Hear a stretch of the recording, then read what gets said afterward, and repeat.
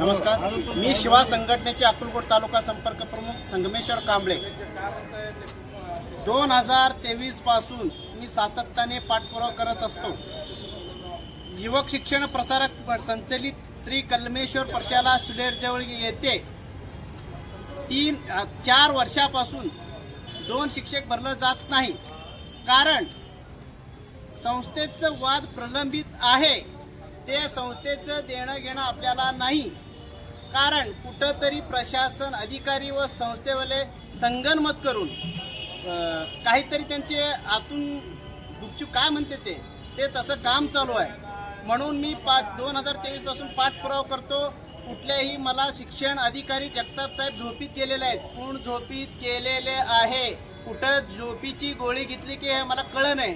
कारण आले की उडवा उडवी उत्तर देतो।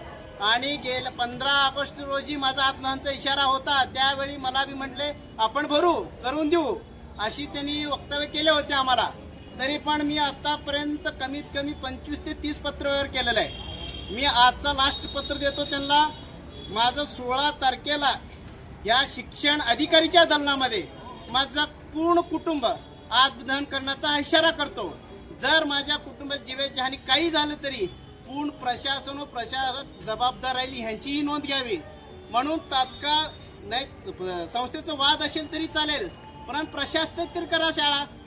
तिथं गोंधळ कारभार चालू आहे, पोषण आहार नाही आहे, काय बी देतात मेनू मध्ये काय नाही, ते भात आणि डाळ देणार। पोषण आहार मध्ये ते बी घोटाळा विकलं जात आहे आणि कोणीही बघत नाही।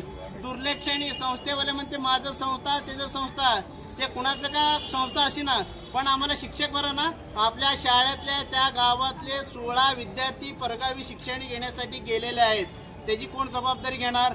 आज सायकलवर जातात, कुठे ऍक्सिडेंट झालं काय झालं कोण जबाबदार? स्वतःचा गावात शाळा असून सुद्धा दुसऱ्या गावाकडे जात असतात, ह्याची बी दखल घ्यावी।